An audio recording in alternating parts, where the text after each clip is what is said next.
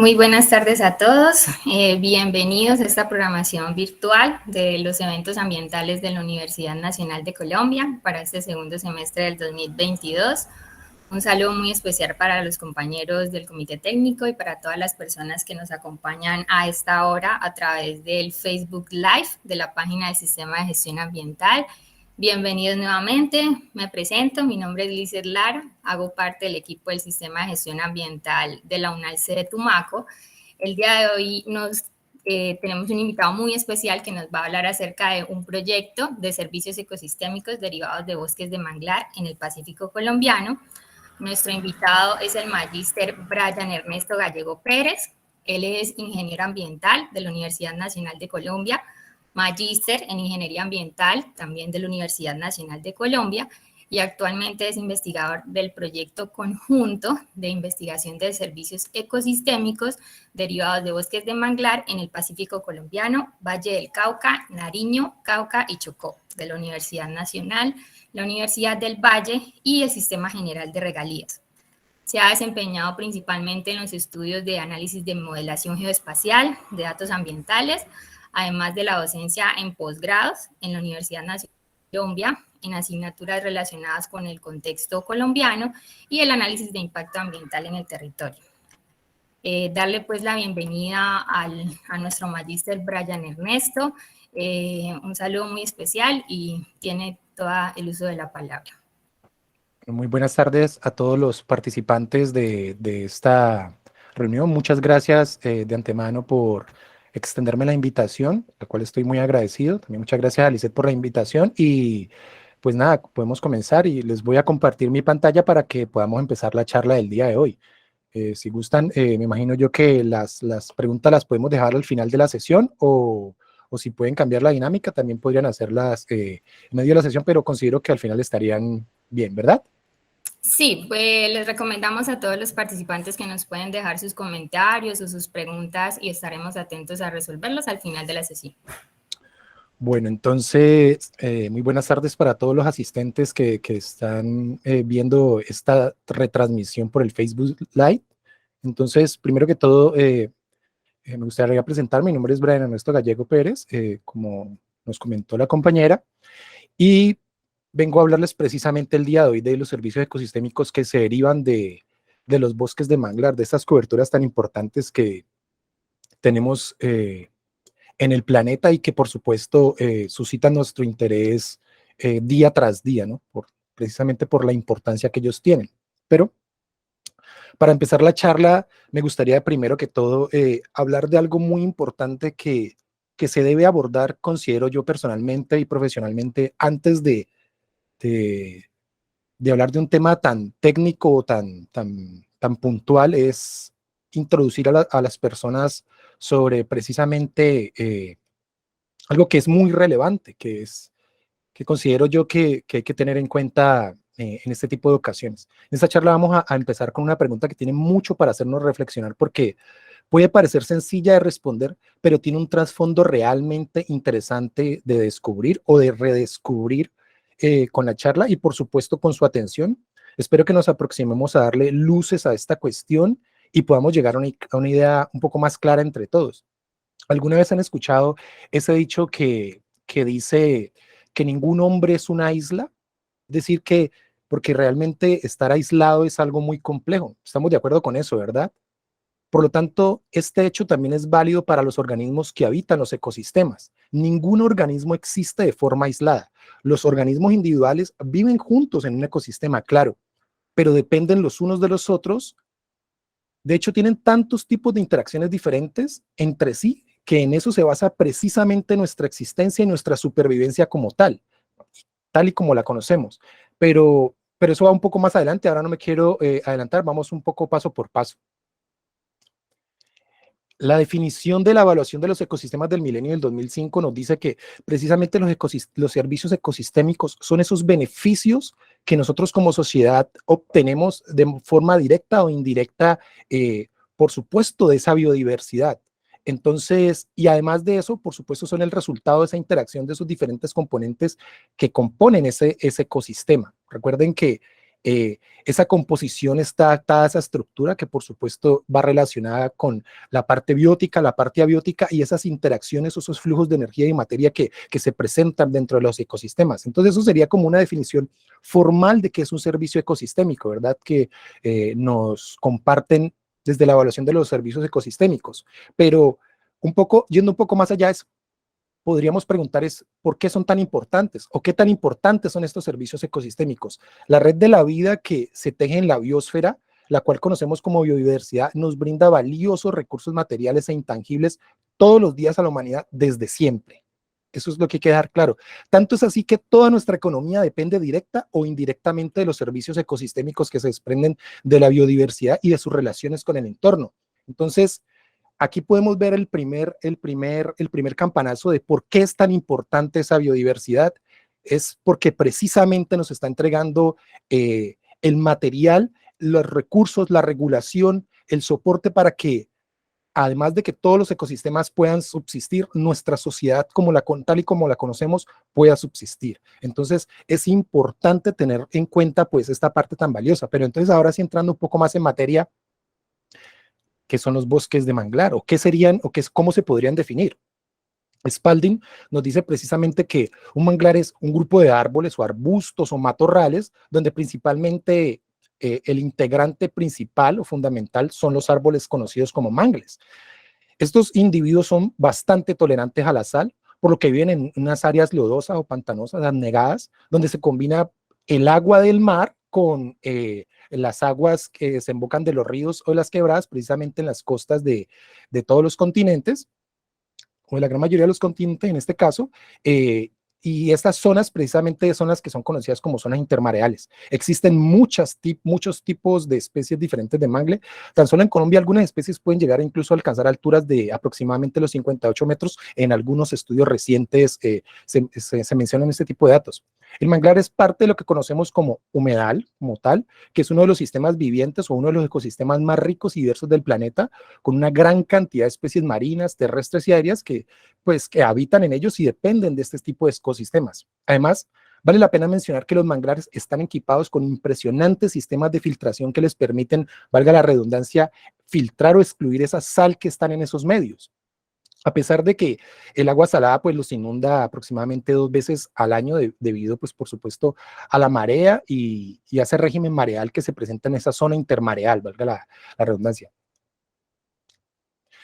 Por supuesto, pues una de las características más notables, como pueden ver en esa pequeña imagen de fondo, es que ellos están equipados con unas raíces o un sistema de raíces complejas que se extienden por encima y por debajo de la línea de marea, que es lo que usualmente uno puede recordar a primera vista en cómo se ven los manglares, ¿verdad? Estas raíces pues les permiten brindar unos interesantes beneficios, naturales, que es lo que vamos a ver un poco más adelante. Entonces, otro término interesante que me gustaría resaltar es que ese término mangle se deriva de un vocablo guaraní que significa árbol torcido, según esta fuente bibliográfica. Dentro de la ubicación de los manglares en el mundo, cuanto a su ubicación se puede mencionar, como se observa en la diapositiva, o en este mapa claramente es que no son tan extensos o no serían tan extensos como otras zonas forestales, como podríamos citar, por ejemplo, el bosque húmedo tropical, etcétera, pero no obstante, estos manglares proveen unos servicios ecosistémicos bastante importantes. Además, los manglares más septentrionales, es decir, más al norte, se encuentran en las Bermudas, por encima del paralelo 32 norte, y los meridionales o australes, o es decir, más hacia el sur, se encuentran en Australia por debajo del paralelo 38 sur. El sureste asiático, que es toda esta zona que está en este sitio por acá, es la superficie con mayor, es el sitio o es uno de los sitios más privilegiados con una superficie más grande de manglar.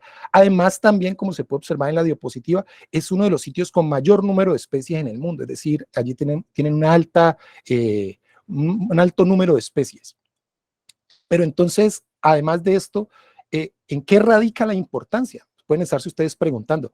Para responder esta pregunta, lo primero que habría que tener en cuenta o lo que primero que hay que mencionar es que los manglares ayudan a brindar seguridad alimentaria a las comunidades locales. Eso es fundamental. Los manglares sirven como viveros para muchas especies y otras especies marinas, sin los cuales las pesquerías, incluidas las pesquerías costeras locales, así como las pesquerías comerciales y de alta mar, pues no podrían sobrevivir o no podrían existir en su renglón económico.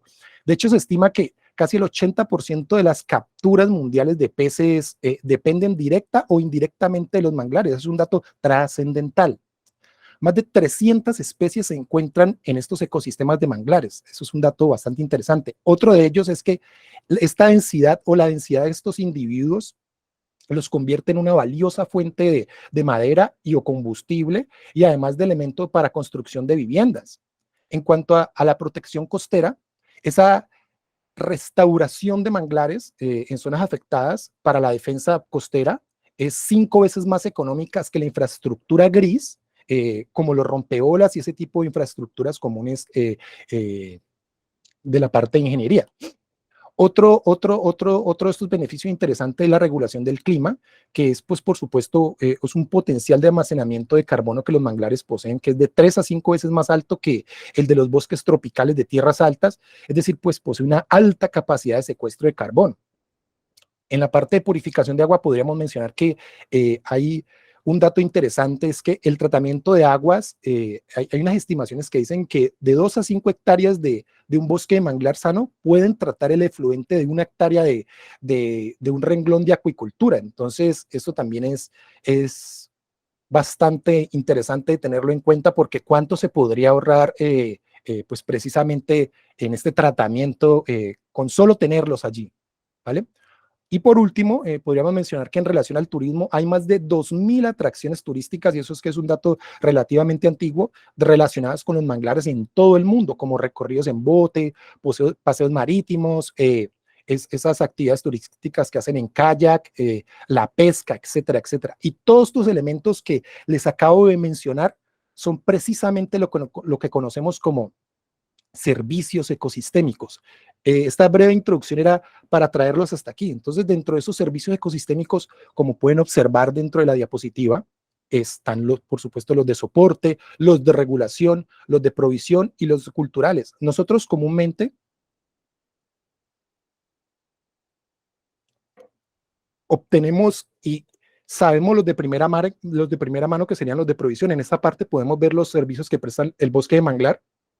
Y podríamos decir que los que primero encontramos o los que podríamos acceder directamente son precisamente los recursos forestales, que es cuando se cortan o se utilizan para las actividades que ya mencioné anteriormente, o los recursos pesqueros, que serían esos recursos que obtenemos directamente de estos ecosistemas, y que, valga la redundancia, los obtenemos de primera mano de ellos. Pero hay otros que también son muy importantes, que quizás no tengamos en cuenta tan de primera, pero que son muy importantes y muy relevantes a la hora de hacer esas evaluaciones y de tener en cuenta esa importancia. Por ejemplo, uno de ellos, entre todos los que hay, que quiero mencionar, es, por ejemplo, la protección costera. Aquí les traigo un pequeño caso de estudio que me gustaría compartirles el día de hoy brevemente, y es, en esta imagen, pues ustedes pueden observar claramente la dinámica de izquierda a derecha de ese oleaje fuera de la costa, ¿verdad? Una dinámica lejos de la costa, cerca de la costa, una dinámica costera donde, pues por supuesto, la tendencia hidrodinámica es empezar a impactar un poco más esa costa. Y además de eso podemos ver un sitio con hábitat, es decir, con un bosque de manglar, y un sitio sin hábitat, sin bosque de manglar, el posible impacto que pueda tener esa existencia o no de ese hábitat, y por supuesto las consecuencias económicas. En esta simple gráfica se puede observar que hay una gran diferencia, pero entonces, además, un dato relevante e interesante es que las zonas protegidas por manglares, el riesgo de inundación esperado cada año supera los 730.000 millones de dólares en pérdidas asociadas a daños directos de esos bienes inmuebles alrededor del mundo. Esta cifra se incrementaría 65.000 millones de dólares en caso de no contar con este ecosistema de primera línea de defensa. No obstante, en este estudio de Menéndez de 2020, y otros, aclara que estos valores solo hacen referencia a los daños directos. Ellos mencionan que si bien tenemos en cuenta el impacto indirecto sobre, si tenemos en cuenta el impacto indirecto sobre el trabajo, sobre la vida y otras actividades económicas, estas cifras se pueden multiplicar, se pueden llegar a multiplicar incluso a doblar o incluso a triplicar. Entonces, son muy importantes estos servicios ecosistémicos que no tenemos de primera mano, es decir, que los obtenemos indirectamente del hecho de que estén allí. En este caso, el servicio ecosistémico de control de inundaciones o de regulación de inundaciones. Los manglares y sus servicios. Aquí podemos observar en este estudio también de Menéndez que el enfoque que se utilizó para desarrollar estos estudios, un enfoque de función de daños esperados, que es comúnmente empleado en los sectores de ingenierías y seguros para tasar o evaluar esas inundaciones. Por supuesto, ellos utilizaron, regálame un segundo aquí que se me movió la diapositiva. No sé si ustedes pueden ver, se quedó como entrecortada la videollamada. ¿Me pueden escuchar? Qué pena. Sí, señor, estamos escuchando bien. Vale, muchas gracias por confirmarme. Entonces, como les venía diciendo, entonces utilizaron modelos hidrodinámicos para calcular esas inundaciones, cómo ocurren globalmente, y además de eso, los escenarios globales con y sin manglares. Entonces, eso les permitió pues hacer el análisis económico de cuántos son, cuánto sería tenerlos y no tenerlos, y por supuesto la población afectada. Entonces, es muy interesante y me permito traer la voz del autor. Hemos combinado rigurosas herramientas de ingeniería y economía para demostrar que los manglares realmente funcionan para la reducción del riesgo de inundación. Entonces, aquí quería mostrarles este pequeño GIF, que donde pueden ver, hay una parte precisamente de ese elemento de esa hidrodinámica costera y cómo ellos tienden a disipar esa energía del oleaje y, por supuesto, a minimizar ese posible impacto sobre las estructuras costeras. Entonces, y claro que funcionan. Y esto que acabo de mencionarles, podríamos reducirlo a ese servicio ecosistémico que les mencioné, regulación y control de inundaciones. Pero además de esto, les he venido mostrando pues esa importancia de los servicios ecosistémicos, y les menciono uno pues que es visiblemente, que tiene un elemento muy interesante para discutir. Ellos actualmente sufren bastantes amenazas, y entre esas principales amenazas, a pesar de esos muchos beneficios que ellos brindan, podemos observar que digamos que dentro de los estudios se mencionan que en los últimos 50 años ha perdido una gran cobertura comparado con otros tipos de coberturas a nivel mundial. Entre 1996 y el 2016 se perdieron alrededor de 6.000 kilómetros cuadrados, o sea, eso es 4.3% de la superficie de los manglares mundiales. La mayoría de los cuales pues han ocurrido en el sudeste asiático, por supuesto por las características económicas y el desarrollo de muchas de esas zonas. El 60% de la pérdida se debió principalmente a los impactos, por supuesto que nosotros los humanos hemos generado directamente sobre la conversión de esos manglares en estanques, principalmente para acuicultura, para la cría de peces, camarones, agricultura y áreas de asentamiento urbanos. Vamos a ver un ejemplo más adelante de algo que encontramos acá en Colombia con nuestro estudio, y precisamente eso es lo que quiero comentarles el día de hoy, es que este caso de estudio en el que estamos trabajando actualmente en un proyecto conjunto entre la Universidad Nacional, la Valle y el Sistema General de Regalías, dentro de este proyecto existen varios componentes, y uno de esos componentes precisamente es analizar cómo se comportan esas coberturas forestales y cuáles serían esos servicios asociados a esas coberturas forestales para todo el Pacífico. Nuestro componente es el análisis de la información espacial, y acabamos de exponer el 30 de agosto este caso de estudio que me gustaría darles a conocer. No sé si de pronto hasta aquí haya alguna duda.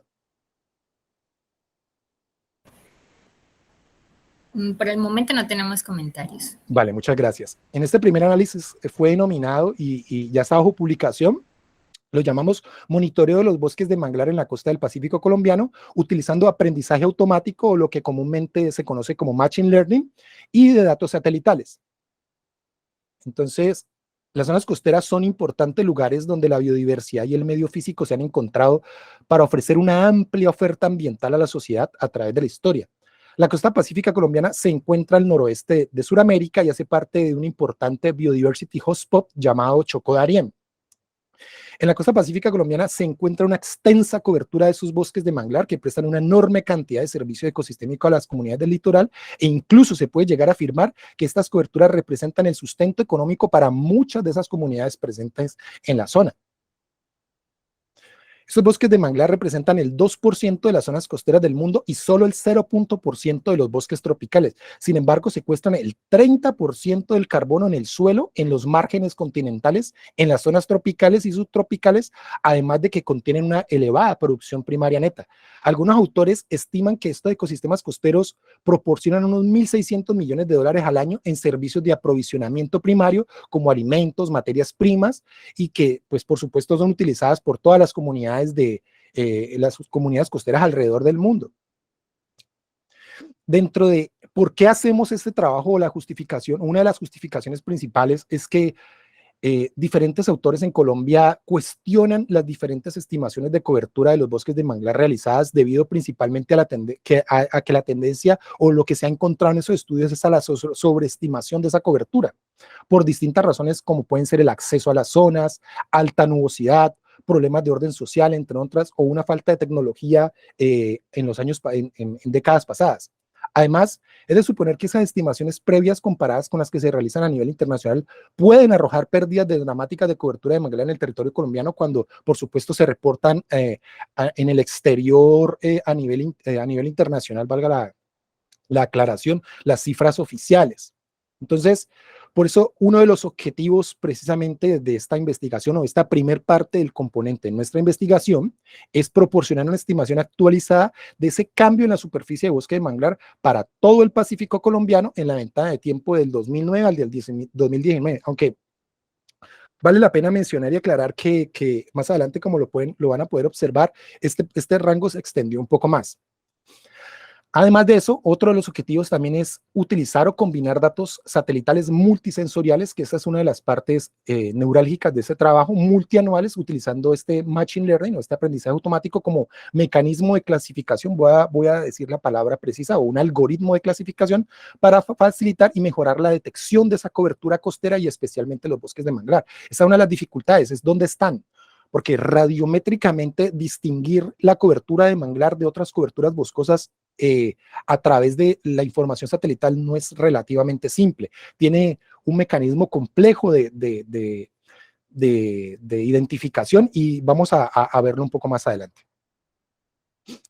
El área de estudio, nuestra área de estudio se compone por los 4 departamentos que ustedes conocen, pues por supuesto de la región pacífica, y se extienden desde el sur de Panamá, en Punta Ardita, hasta el norte de Ecuador, en el río Mataje. En esta región de interés, como ustedes pueden observar aquí, se construyó a partir de 3 fuentes bibliográficas. La región de interés está denotada con una línea negra. Aquí también se ve, aquí se puede observar un poco más. Entonces, se construyó como de 3 fuentes cartográficas, como les mencionaba. Una de ellas es la geoforma denominada Pantanos de Manglar, el mapa oficial de ecosistemas continentales y costeros de 2017 y la cartografía oficial del Sistema de Información de Manejo de los Manglares Colombianos. Luego de hacer esta unión, obtenemos los sitios con mayor probabilidad de encontrar estos individuos o esta cobertura forestal, y obtenemos un área aproximada, una región de interés de 730.000 hectáreas, que es la delimitación que acabo de mencionarles. Dentro del estudio o la configuración del conjunto de datos satelitales, utilizamos 2 conjuntos de datos, un conjunto de datos A y B, que se dividen en 2, en imágenes ópticas y en imágenes de radar de apertura sintética. Dentro de las imágenes ópticas se procesaron un total de 1.469 escenas Landsat de las misiones 5, 7 y 8 de reflectancia superficial pertenecientes a la nueva colección 2 generada por el Servicio Geológico de los Estados Unidos y por la NASA. Y además de eso se utilizaron, para la parte del radar de apertura sintética, se utilizaron 10 mosaicos anuales de imágenes radar de Alos Pulsar, que es proporcionado por la agencia espacial japonesa JAXA. Todos estos conjuntos de datos se trabajaron o se encuentran alojados y se trabajaron en la plataforma para procesamiento geoespacial en la nube de Google Earth Engine. Ese es un motor o es una plataforma de procesamiento relativamente actual que permite procesar gran cantidad de información en la nube y además de hacer procesos en realidad muy interesantes para el análisis espacial, y además de que pues es un sistema que nos permite hacer este tipo de análisis, pues por supuesto, espacial, de gran cantidad de datos y además de pues una cantidad de información muy interesante que en los sistemas habituales de desktop pues nos tomaría muchísimo más tiempo de procesar.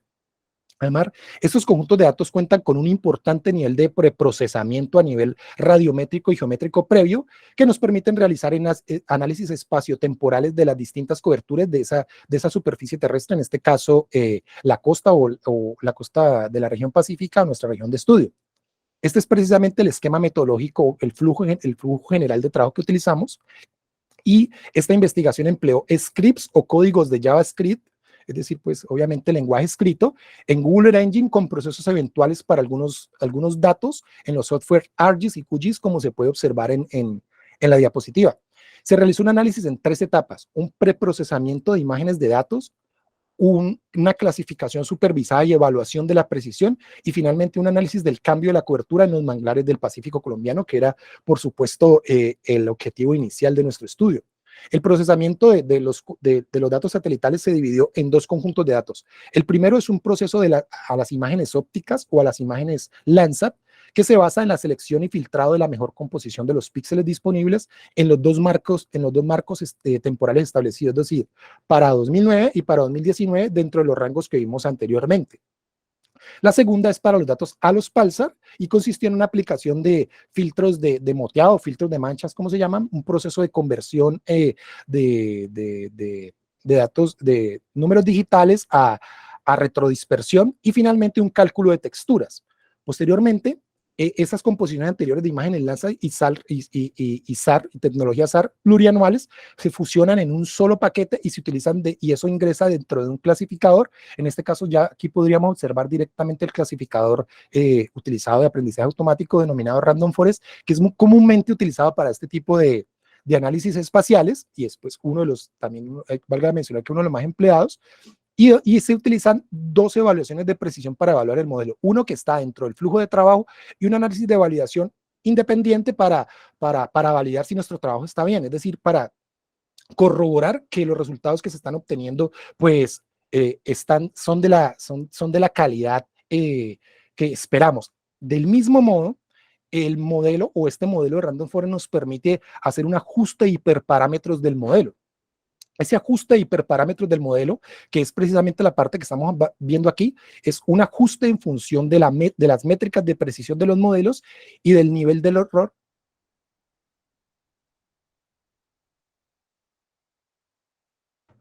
Qué pena, ¿me escuchan? Es que me dicen que se cayó el internet. Se está escuchando bien. Sí, ay, gracias, muy amable. Qué pena la interrupción. Entonces, como venía comentándoles, es en función de la métrica de precisión y un nivel del error del modelo, es decir, cuán es el error que tiene el modelo para poder hacer ese ajuste de ese hiperparámetro. Como veremos un poco más adelante, ya explicaré esto con una gráfica, entonces se va a entender un poco más. Finalmente, se realiza una detección de cambios a través de una matriz de tabulación cruzada y, por supuesto, una combinación y enmascaramiento de esas intersecciones para obtener, por supuesto, los resultados que estamos buscando: es cuánto se ha perdido, qué queda de esa cobertura de manglar y cuánto se ha ganado. Y ese análisis al final lo evaluamos con una detección de cambio mediante imágenes de alta resolución. Entonces, aquí quería mostrarles algo muy interesante. Regálame un segundo, aquí le doy play. Es precisamente un ejemplo ilustrativo de cómo el código en Google Earth Engine permite realizar un enmascaramiento de esas nubes y una composición de las bandas Landsat que permiten extraer la nubosidad de las escenas y obtener una sola imagen compuesta sin nubes. ¿Por qué traigo este proceso a colación? Porque resulta que la costa pacífica colombiana pues presenta una alta nubosidad en la gran mayoría obviamente a lo largo del año, una gran nubosidad, y esto espacialmente para los análisis espaciales pues es complejo porque necesitamos analizar las coberturas y, por supuesto, como ustedes pueden observar, las nubes no nos dejarían ver esas escenas que necesitamos limpias, por así decirlo, para hacer esos análisis, porque estas imágenes ópticas pues por supuesto, al ser de tipo específica, no no pueden atravesar las nubes, cosa que que las imágenes radar sí. Entonces, al combinar esas dos tecnologías, tanto las imágenes ópticas como las de radar, podemos obtener información mucho más precisa y pertinente de lo que hay en el territorio y de lo que hay en el terreno para, por supuesto, hacer los análisis posteriores. Esto es parte de lo que está dentro de la metodología, de lo que expliqué anteriormente, pero quería traerles este GIF porque me parece muy interesante y que le da un poco más da a conocer un poco más esa información con la que se está trabajando. Listo, entonces estos fueron los índices ópticos empleados para detectar esa cobertura de manglar de una manera, como había mencionado, radiométricamente más rigurosa. Entonces podemos ver que los tres primeros índices son índices de vegetación o índices de agua que apoyan los índices específicos para la identificación de los manglares. Entonces estamos utilizando índices de reconocimiento de manglar, índices de vegetación de manglar, índices de manglares, índices de diferencia normalizada, índices de reconocimientos combinados, es decir, todas estas herramientas de manejo matemático de esa información contenida en cada uno de los píxeles de las imágenes satelitales nos permite decir o determinar de una manera radiométricamente más rigurosa dónde se encuentra el manglar, es decir, qué es manglar y qué no lo es, digamos, a través, por supuesto, del entrenamiento y de la clasificación supervisada posterior, ¿no? Estas son las texturas que se utilizaron para las imágenes de radar de apertura sintética, y precisamente estas texturas son utilizadas en los diferentes estudios porque se han aplicado pues en diferentes trabajos porque logran disminuir la dificultad en la discriminación de clases dentro de los esquemas de clasificación de cobertura. Por eso son tan importantes unir estos dos tipos de información, tanto la óptica como la de radar, porque nos va a permitir tener una mejor aproximación.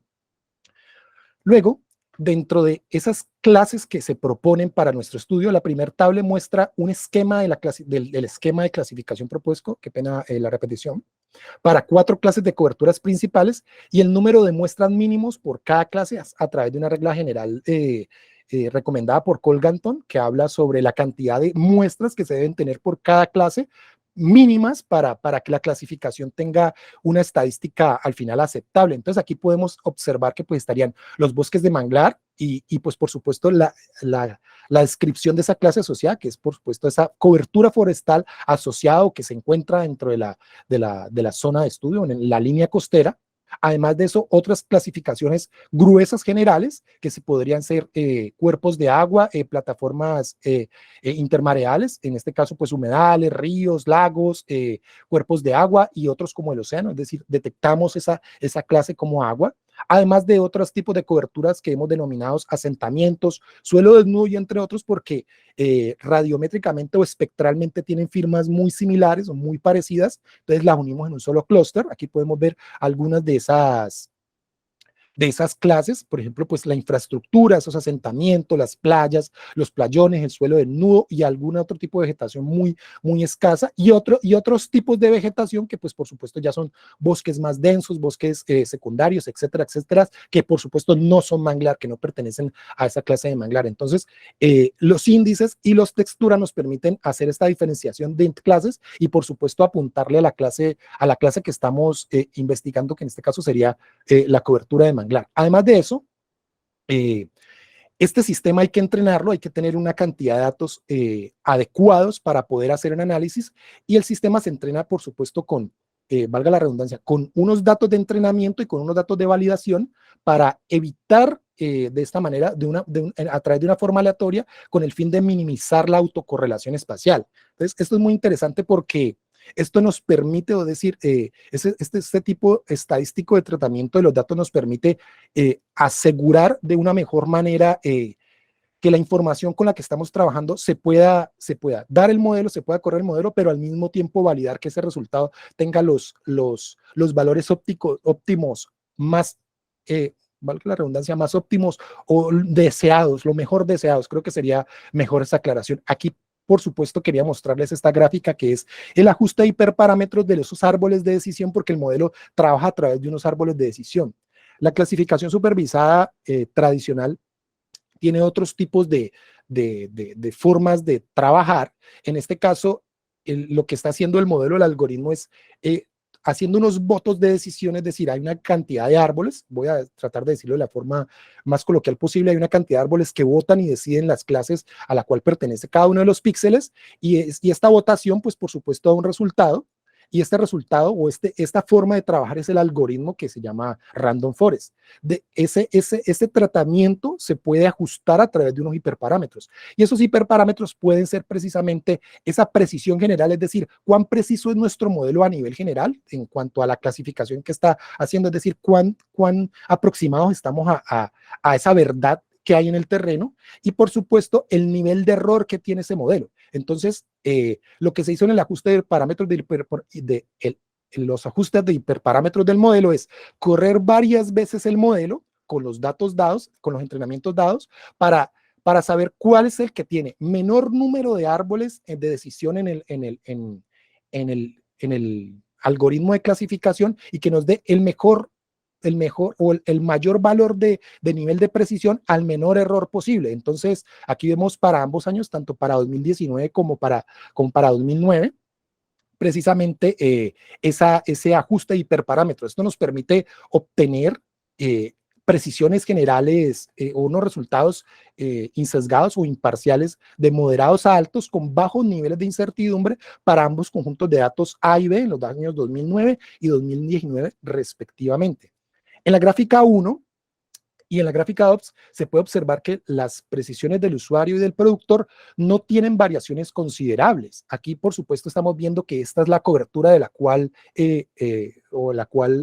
estamos detrás, es que es, por supuesto, que tenga una evaluación alta, y podemos ver precisamente que ese nivel de precisión del usuario y del productor no tienen unas variaciones, como ustedes pueden observar, entre los dos años relativamente, no hay una variación muy elevada, es decir, se mantienen, entonces estamos obteniendo unos valores relativamente altos con unos bajos niveles de incertidumbre, como pueden observar, que nos permite hacer un análisis posterior de ese análisis de cambio, es decir, estamos analizando un cambio que no se debe precisamente a un error aleatorio. Aquí vamos adelante, un poquito más adelante vamos a ver esa parte. Eso sería como la primera parte de cómo evaluamos ese modelo, precisamente a través de esa evaluación de esos modelos de precisión. Y por supuesto aquí podemos ver la precisión para ambos años, tanto como 0.84 y 0.86 para 2009 y 2019 respectivamente. Ahora sí, los valores de área de la cubierta de manglar encontrados después de hacer ese análisis de cambio precisamente entre 2009 y 2019 nos arrojaron que para 2009 tenemos 155.394 hectáreas y 144.704 hectáreas respectivamente para ambos años. Estos datos de la tabla, estos datos que están en la tabla de validación de cruzada, encontramos que la reducción neta, precisamente este valor que está aquí, es aproximadamente, en nuestro caso de estudio, fue 6.88%, es decir, que hay una reducción en esos 10 años de un 6.88% de esa cobertura de manglar, porque por supuesto se debe hacer el análisis de lo que se perdió con respecto a las otras zonas de ganancia, ¿no? Porque como vamos a ver un poco más adelante, hay diferentes procesos que hacen que en unos sitios se pierda cobertura y en otros sitios que se gane, etcétera, etcétera, por la dinámica que posee el mismo ecosistema en sí. Entonces, además de eso, tenemos un nivel de concordancia o un coeficiente de concordancia del 81%, lo que dice que ese análisis de cambio no se debe al azar, según pues la técnica espacial empleada dentro de nuestro estudio. Además de todo esto, este estudio reporta pues para 2009 y 2019 los diferentes porcentajes. Entonces podemos ver que según los resultados, los departamentos de Nariño, Valle del Cauca y Chocó y Cauca mantienen los porcentajes relativos en cuanto a la cobertura, es decir, ese sería el orden de cobertura forestal que tienen en porcentaje los distintos departamentos. Y además de eso, también podemos ver en la información en el mapa los sitios donde hay cambio, donde hay pérdida y donde hay ganancia. Y por supuesto, los valores de esas áreas. Pero entonces ustedes se podrán preguntar, aquí voy a hacer un paréntesis, ¿para qué se hace cambio de cobertura? ¿Para qué necesitamos ese cambio de cobertura en el tiempo si lo que están evaluando es servicios ecosistémicos, ¿no? Eso es una buena e interesante pregunta que se puede responder al final. Seguido de eso, hicimos ese análisis que me parece muy interesante en esta parte, que es precisamente identificar esos cambios y dónde ocurrieron. Entonces, aquí podemos ver algunos de estos cambios que podrían explicarse por las dinámicas físicas en la costa, por ejemplo, la deriva costera. En este caso, precisamente se ve en Isla Soldado esa parte. Aquí podemos observar, pues con estas imágenes de alta resolución, podemos ver que el frente de costa pues es relativamente ancho, pero aquí con el tiempo se ha perdido ese frente de costa y por lo tanto el análisis de cambio nos está diciendo sí, efectivamente ahí hay una pérdida de ese frente de costa y que por supuesto después del análisis de la validación cruzada nos está diciendo sí, miren, ahí se encuentra un cambio y lo podemos corroborar con esas imágenes de alta resolución. Aquí además, no solo son pérdidas, ¿no? También podemos encontrar ganancias. En el segundo ejemplo lo vemos. Por ejemplo, esto es en el estero El Aguacate, justo cercano a Isla Cascajal.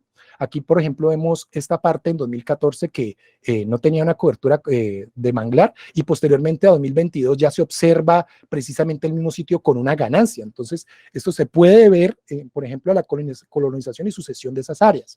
Además de eso, aquí encontramos uno de los ejemplos que les mencionaba de las granjas camaroneras. Esta imagen es de 2017, hay unas mucho más anteriores que están en blanco y negro, quise poner esta, pero créanme que si ustedes se observan, en este sitio había cobertura de manglar mucho antes de 2017 y por supuesto para 2019 ya encontramos un cambio, o sea, el sistema nos está diciendo que miren, allí tienen un cambio importante de esa cobertura de manglar, es decir, estamos encontrando una causa posible que es la intervención humana de esa pérdida de esa cobertura de manglar. Estos, por supuesto, estas fuentes de datos de alta resolución son obtenidos del World Imagery Wayback, que es un sistema que a nivel mundial recopila esos datos de imágenes de alta resolución de diferentes años que nos permiten hacer este tipo de análisis. Valga la aclaración que esos datos no existen para todo el Pacífico, pues por supuesto porque la nubosidad no lo permite o porque la resolución tampoco es posible para algunos sitios dependiendo de las fechas de toma. Entonces, se hacen los análisis en los sitios donde, por supuesto, de manera gratuita encontramos esta información y podemos corroborar que el modelo pues está funcionando, ¿verdad? Por último, o seguidamente, encontramos ya esa comparación de los estudios de cobertura, es decir, inicialmente mencionábamos que uno de los objetivos era que había esa sobreestimación, digamos que se están dando esos datos actuales o se están encontrando esos datos actuales, pero además dentro de esos otros estudios también se menciona que existen lugares dentro de esas estimaciones internacionales que no identificaban las coberturas, por ejemplo, en la Ensenada del Tigre, en San Pedro, en La Bocana, en Piangüita, esto es aquí en el Valle del Cauca, en el municipio de Buenaventura, y ya nuestro modelo, como podemos observar, las detecta, es decir, ya nuestro modelo está detectando esas coberturas que antes no se encontraban, y estamos haciendo la comparación con el Global Mangrove Watch, que es, qué pena la traducción, que es como el reloj mundial de los manglares en 2016 y en 2009, y además de eso, también unos datos de Hamilton y Kansas de 2016, que estudiaban de 2000 a 2012 esa cobertura y no se reportaban dentro de estas estimaciones internacionales. Es decir, nuestro modelo para Colombia ya detecta esa información.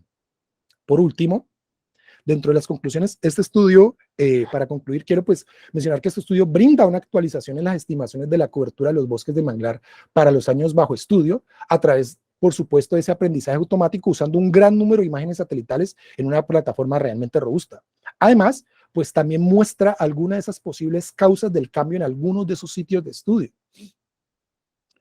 También hay que mencionar que este estudio es un insumo pues, para los tomadores de decisiones frente a los actuales retos de que la sociedad enfrenta por el importante papel que desempeñan estos organismos vegetales en las costas, en la costa del Pacífico colombiano y a nivel mundial. Por ejemplo, pueden ser, como mencionaba, hay una de esas amenazas que es el cambio climático y por supuesto estos juegan un papel importante y por supuesto dentro de nuestro querido Pacífico colombiano. Esas son algunas de las referencias bibliográficas que podemos encontrar dentro de este trabajo y gracias por su atención. No antes mencionarles que por supuesto este análisis y todo este trabajo está en el marco del proyecto de investigación de servicios ecosistémicos derivados de los bosques de manglar del Pacífico colombiano para los 4 departamentos y está financiado por el Sistema General de Regalías, por la Universidad Nacional y trabajamos conjuntamente con la Universidad del Valle, además de que la disponibilidad de datos para estos análisis está por supuesto en estas plataformas que estoy mencionando y agradecemos también pues la colaboración del profesor José Albán de la Universidad de Singapur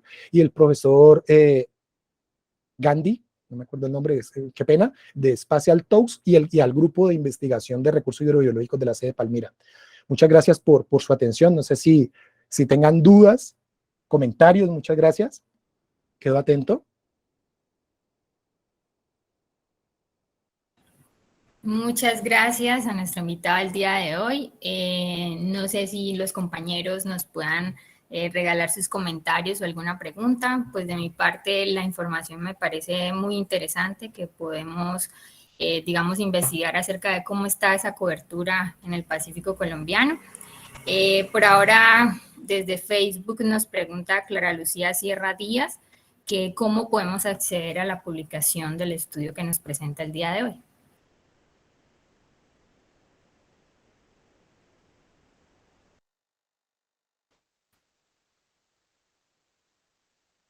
Está sin audio, ingeniero Brian.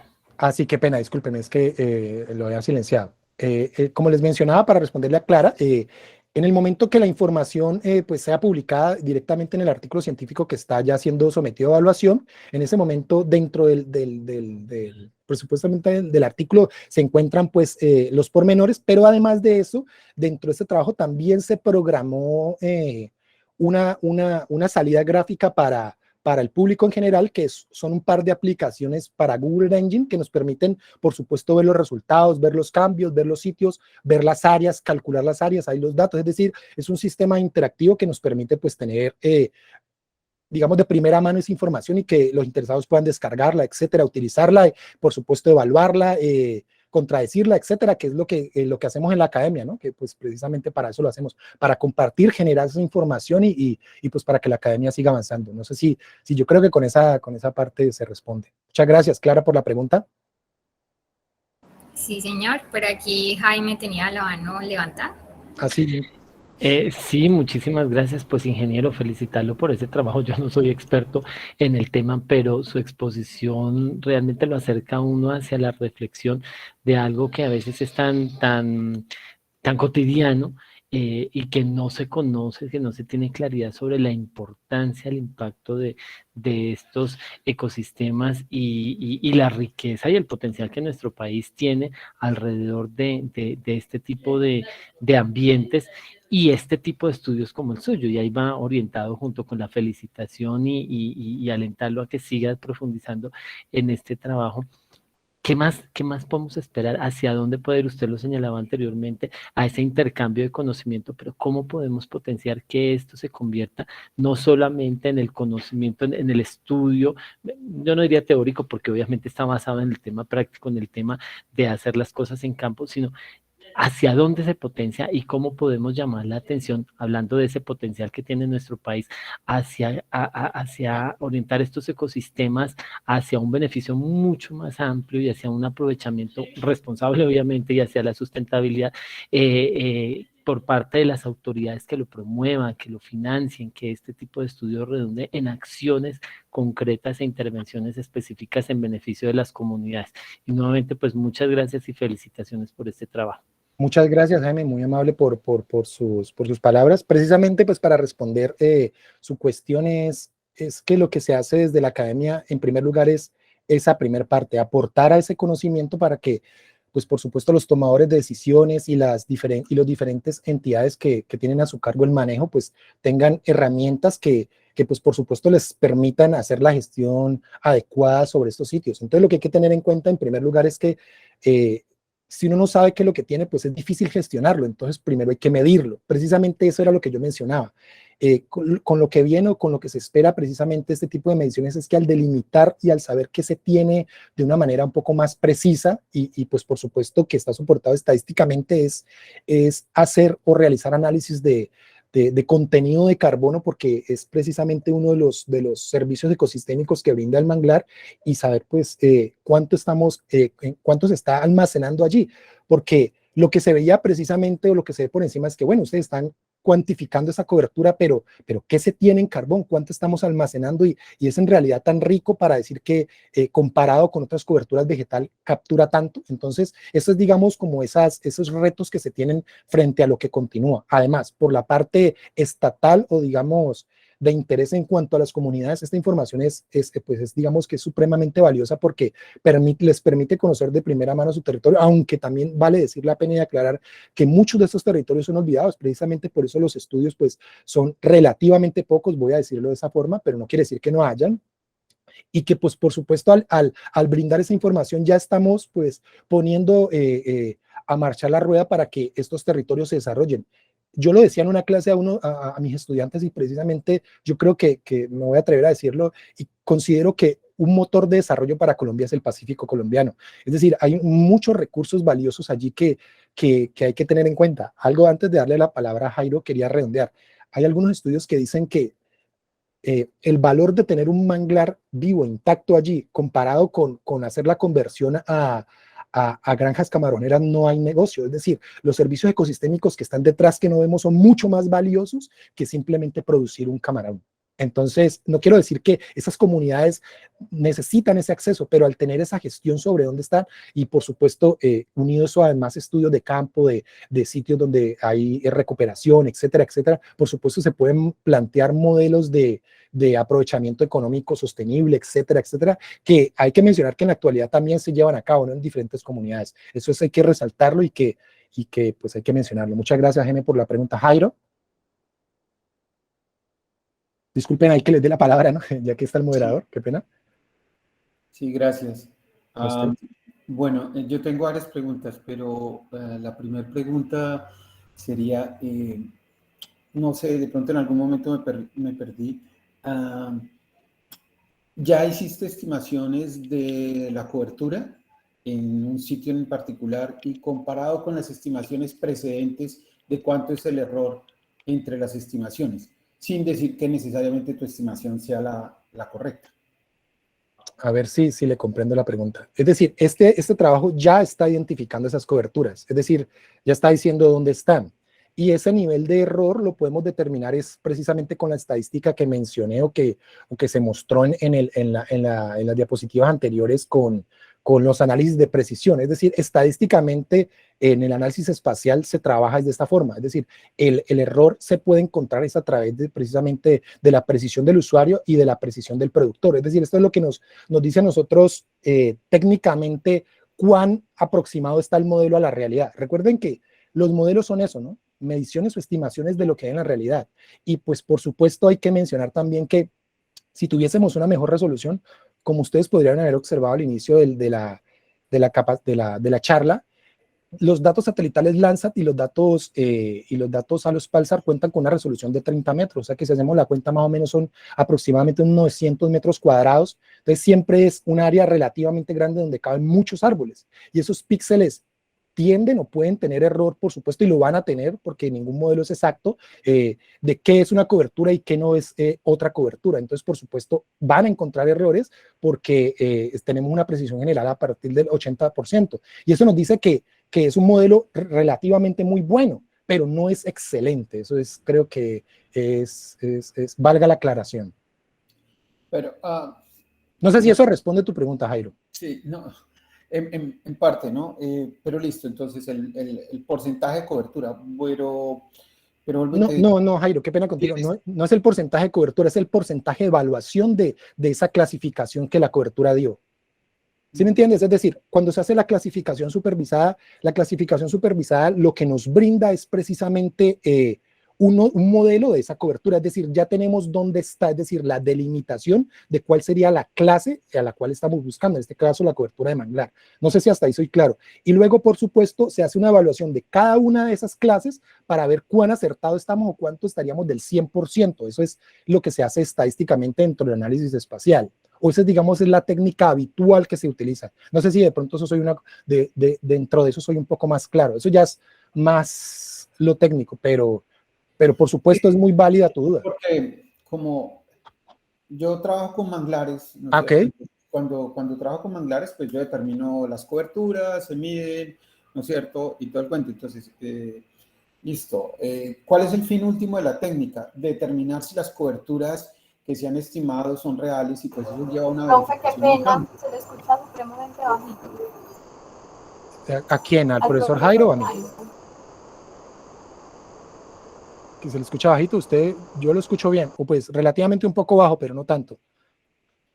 Sí, se escucha bien, puede continuar, profe.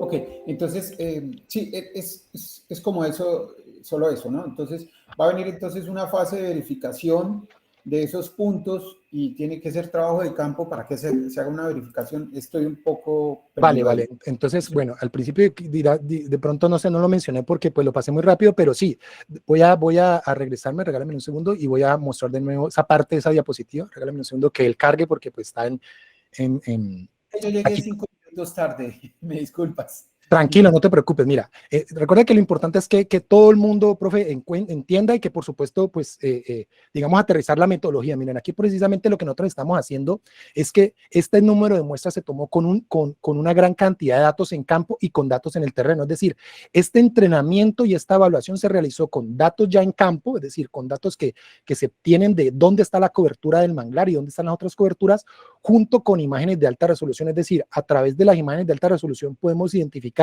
qué es un manglar y qué no. Pero lamentablemente muchas de estas imágenes de alta resolución son de alto costo, pues digamos que hay un kilómetro cuadrado, pues puede ser mucho más costoso que las imágenes Landsat. Además de eso, una de las grandes ventajas que toca mencionar con este tipo de información satelital es que es gratuita y lo más importante es que existe un registro continuo en el tiempo, entonces podemos comparar.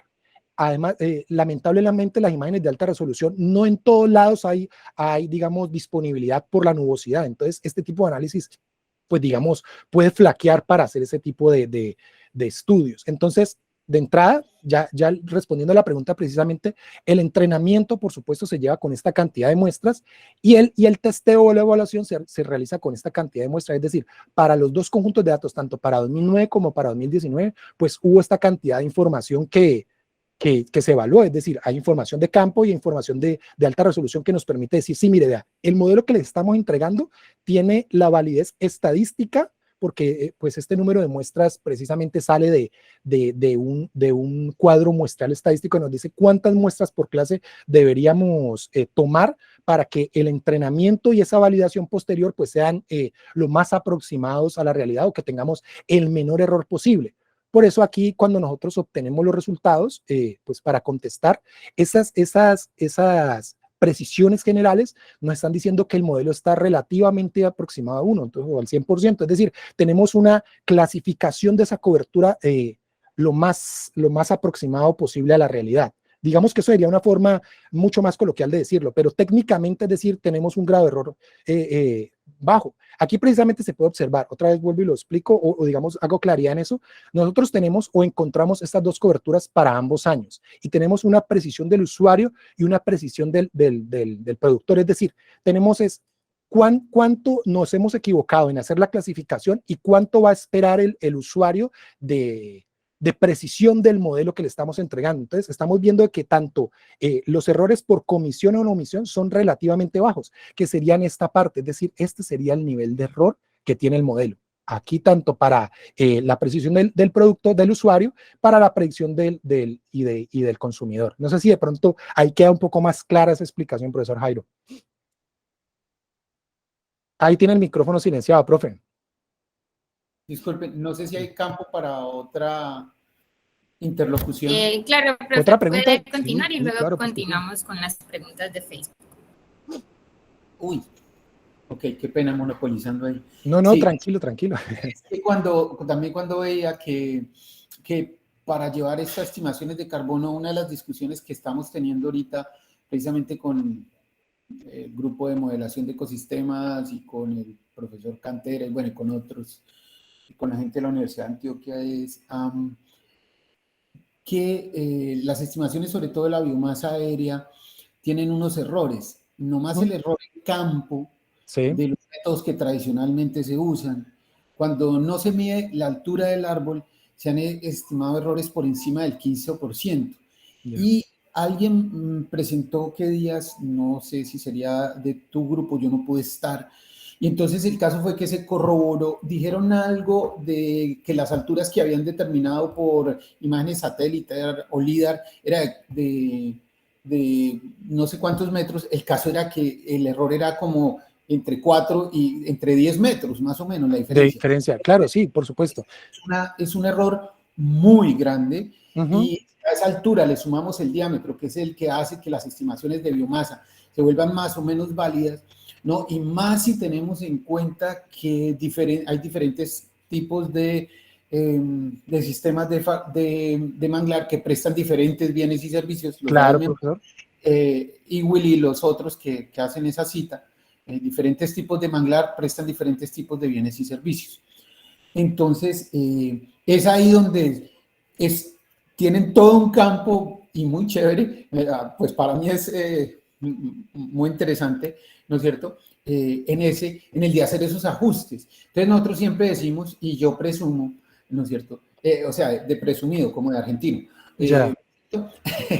que un sitio bueno para hacer esos experimentos es aquí San Andrés porque es muy fácil, supremamente fácil trabajar mientras que para ir al Pacífico, ir a la Ciénaga, ir a los diferentes manglares, entonces cojo un bus, entonces luego cojo la lancha y horas efectivas de trabajo si es en el Pacífico son 4 horas con la marea baja y todo el cuento. Claro.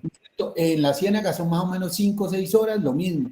Aquí puedo tener, claro, no significa que, aunque sí lo he hecho, trabajar 10 a 12 horas en el manglar metido. Entonces es más fácil y muchos de esos modelos se podrían ajustar porque son manglares de fácil acceso para medición y muy, muy diferentes. Listo, ¿no? Era simplemente eso. Simplemente como vuelvo y te digo, para presumir de los manglares de San Andrés. No, muy bien, muy bien. Pues muchas gracias, profe, que los trajo a colación porque pues es importante tener en cuenta de que pues nuestro país, por supuesto, incluye el archipiélago y que por supuesto también tenemos una cobertura importante de manglar allá, ¿no? Pero pues hay que hacer la claridad en cuanto a lo que usted menciona, profe. Primero que todo, este modelo lo que está haciendo de entrada es solo analizar la cobertura, es decir, dónde se encuentra, es decir, cuál es esa clase de cobertura. Es decir, voy a hacer un poco más explícito en esta parte. Si digamos, si yo veo cualquier imagen satelital, yo puedo observar, digamos, mediblemente o sin hacer ninguna técnica, decir, es que esto es una ciudad y esto es un bosque. Entonces, digamos que espacialmente esas son dos clases diferentes. Esto es lo que hace este trabajo precisamente, distingue qué es el manglar. Solo hace esta distinción, es dónde se encuentra y por supuesto trata de estimar, o bueno, estima a través de la medida técnica y del modelo, es cuánto hay, es decir, la superficie o área que tiene esa clase. Eso sería lo más importante decir que hace este modelo. Para la segunda parte, que es explicar, por supuesto, lo de la parte que viene de carbono, es que como usted lo ha dicho, hay que tener una gran cantidad de datos de esas parcelas que se toman en campo, porque pues digamos que esto ya es también parte de lo que sigue en la investigación, pero hay que pues se puede, yo creo que no estaría incurriendo en ningún inconveniente. Es que por supuesto tenemos datos o que se están levantando datos en campo que nos permiten levantar otro modelo, o sea, es decir, utilizando ecuaciones alométricas, como usted bien sabe, profe, y además de eso, utilizando esas ecuaciones alométricas, relacionándolas con la información espacial para obtener un modelo y poder ese modelo correrlo para todo el Pacífico. Ahora bien, hay que hacer la aclaración de que, como usted lo dijo, cada uno de los sitios tienen una particularidad y prestan unos servicios ecosistémicos diferentes a los otros lugares, y es obvio, es claro y es tácito eso porque no son los mismos sitios. Entonces, de entrada hay que aclarar eso. Por eso hay que tener espacialmente, hablando desde el término espacial, la mayor cantidad de datos o de parcelas distribuidas en toda la superficie de muestreo o toda la superficie de interés en este caso, para que el grado de error dentro de esa estimación sea la menor posible. Ahora está que esa es la primera parte. Y allí precisamente también se trabaja con algo similar con lo que se hizo aquí. Hay unos datos de entrenamiento, se entrena el modelo y se valida ese modelo. Ahora que por supuesto cuando haya en campo, por supuesto van a haber errores porque la información satelital no es perfecta, ¿no? Por supuesto hay grados de error tanto en los datos LiDAR como en los datos de radar, como en los datos ópticos, porque las mediciones no son perfectas. Es más, cuando medimos con una regla, con cualquier instrumento, él tiene un grado de error, los satélites y los sensores remotos también lo tienen. Entonces hay que tener en cuenta de que siempre dentro de los modelos se da ese grado de incertidumbre porque por supuesto son estimaciones al fin de cuentas. Gracias, profe, sí, señor. Pero lo importante es eso, profe, hacer esa discusión y mostrar, vea, es que esto es la estimación que tiene la academia y por supuesto hay que seguir en la discusión, mejorando técnicas y por supuesto seguir trabajando, ¿no? Que para eso es que estamos acá. Muchas gracias, profe. Bueno, muchas gracias. Por acá en Facebook tenemos saludos de Gloria Moncayo, que nos dice pues que es un tema muy interesante. Por acá tenemos otra pregunta de Clara Lucía Sierra Díaz, que nos pregunta cuáles son los principales motores de cambio en el departamento de Nariño que han sido identificados. En este caso, digamos que el análisis no identifica o digamos que el enfoque del análisis no es encontrar un motor de cambio, porque a través de las imágenes satelitales pues se pueden determinar esos cambios, es decir, como se les mostraba en una de las diapositivas, podemos ver dónde están los cambios. Y podemos presuntivamente, ojo, voy a decirlo muy claramente, presuntivamente saber dónde están y decir, mire, estos son los cambios. Pero determinar un motor de cambio, entonces sería complicado, porque espacialmente no hay un patrón que encontremos en las imágenes de alta resolución. Es decir, por ejemplo, si este cambio que lo hubiésemos encontrado aquí, lo hubiésemos encontrado para el cambio fue aproximadamente 30.000 hectáreas, si hubiera sido, por ejemplo, un 80%, entonces podríamos decir, es que miren, dentro de ese, ya un análisis posterior, decir, bueno, es que encontramos que uno de los motores de cambio es que se está haciendo esa reconversión de la cobertura forestal, la cobertura forestal de manglar a granjas camaroneras. Entonces podríamos adjudicarle directamente en el departamento de Nariño a esa actividad económica, ¿no? En este caso, encontramos uno de esos cambios, ¿no? De las imágenes de alta resolución que son gratuitas, que nos permiten identificar ese cambio. Hay que recordar esto, precisamente, las imágenes con las que se están evaluando están en un grado de resolución mucho más grueso que las imágenes de alta resolución. Y vuelvo y lo menciono, no es la misma exactitud que se tendría con las imágenes de alta resolución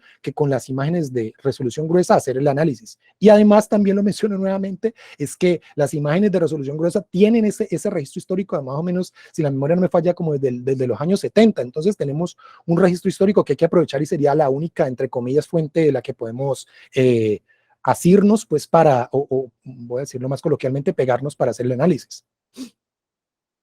No sé, otra duda, no sé si ahí contesto la duda de la persona. Muchas gracias. No recuerdo el nombre, qué pena. Clara Lucía Sierra. Clara Lucía Sierra, vale. Está desde Facebook. Les recuerdo la lista de asistencia para que puedan diligenciar sus daticos. Y tenemos por acá otra pregunta, también de Jessica Rodríguez Perlaza. Dice, me gustaría saber si dentro de la investigación se tiene contemplado proponer estrategias de conservación de estos ecosistemas.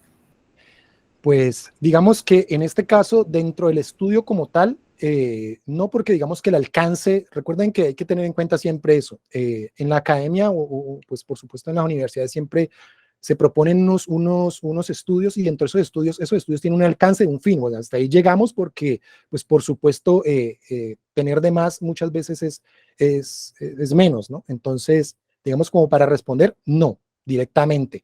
Sí se pueden hacer previamente, posteriormente, qué pena, estudios de esa evaluación de gestión, porque para esto son estos modelos. Es decir, vean, lo que se encontró, por ejemplo, aquí, antes no se estaba detectando en esa información internacional, ahora sí. Entonces estos son sitios que hay que tener en cuenta y hay que integrar.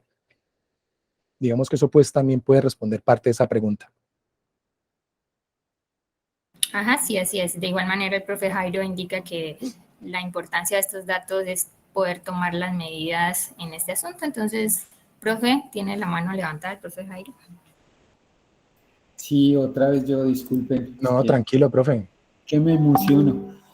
Tranquilo, que yo también, a mí, claro que por supuesto eso es importante, porque eso es el trabajo de uno, ¿no? Yo creo que siempre, o sea, tenemos aquí, como lo ha anunciado el profe Brian, algo que siempre tenemos que tener en cuenta es que no debemos confundir el problema de investigación con los problemas sociales, que a veces pueden coincidir. Entonces, se tiene un problema de investigación que quiero resolver, pero él va y puede ser utilizado por los manejadores esa información para darle uso.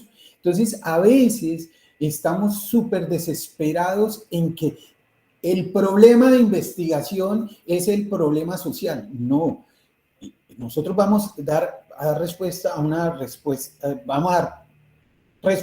pregunta de la ciencia, ¿no es cierto?, en la medida que puede ser novedosa o no novedosa, pero que no se conoce, para que pueda ser utilizada por. No necesariamente siempre pensamos en un proyecto en que tiene que, y eso nos los han vendido los sistemas económicos y políticos, de que tiene que ser de esa manera. Entonces tenemos que ser cuidadosos con eso. En este caso, Brian nos amplía un espectro de cómo mirar esas coberturas, el uso que puedan dar y la inteligencia de las corporaciones, es decir, oiga, ayúdenos a esto, corroboremos, utilicémoslo, pero su idea inicial no es necesariamente esa, ni él va a dar estrategias de manejo, ni planes de manejo, ni nada de eso.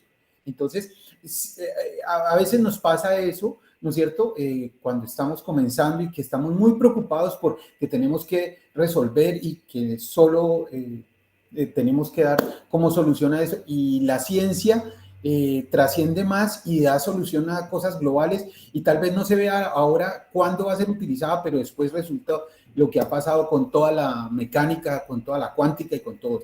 Es solo esa anotación como profe que hago. Claro, profe, muchas gracias. Sí, es un paso a la vez, ¿no? En realidad, sí, como dice el profesor, es un paso a la vez. Por supuesto, digamos que la intención final es por supuesto, colaborar con ese tipo de gestiones más adelante, ¿no? Por supuesto que esa información es válida para eso. Eso era lo que mencionaba dentro de la exposición, es precisamente, pues hay que medir lo que no conocemos, pues entre comillas, porque eso ya se han realizado estudios, hay que medirlo para poder realizar esa gestión y, por supuesto, poder proponer esos planes de manejo, etcétera, etcétera, integración de la comunidad, pero pues aquí estamos trabajando pues, con unos datos limitados para un objetivo limitado. Muchas gracias por la pregunta. Sí, muchas gracias. Por ahora, no sé si alguien tiene alguna pregunta más. No, pues nada, Brian, muchas gracias por compartirnos tu información. A todos ustedes, muchas gracias. Si me permites realizar la presentación. Claro, claro que sí.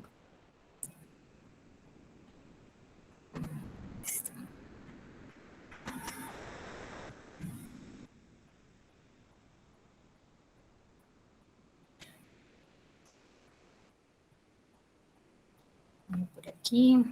Muchas gracias a todos por participar en este evento. Los invitamos a nuestra próxima charla, que va a ser el viernes 14 de octubre. Vamos a hablar un poco del tema del sistema globalmente armonizado por el expositor, el profesor Oscar Javier Suárez Medina, de la sede de Bogotá. Muchas gracias a todos por su participación. Nuevamente al profesor Brian por atender nuestra invitación y un gusto tenerlo por aquí. Bienvenido, muchas gracias a todos. Muchas gracias, que tengan un feliz resto de día. Muchas gracias a todos por prestarme atención. Gracias. Les recuerdo el link de la asistencia para los que están en Facebook y aquí en el Meet. Muchas gracias.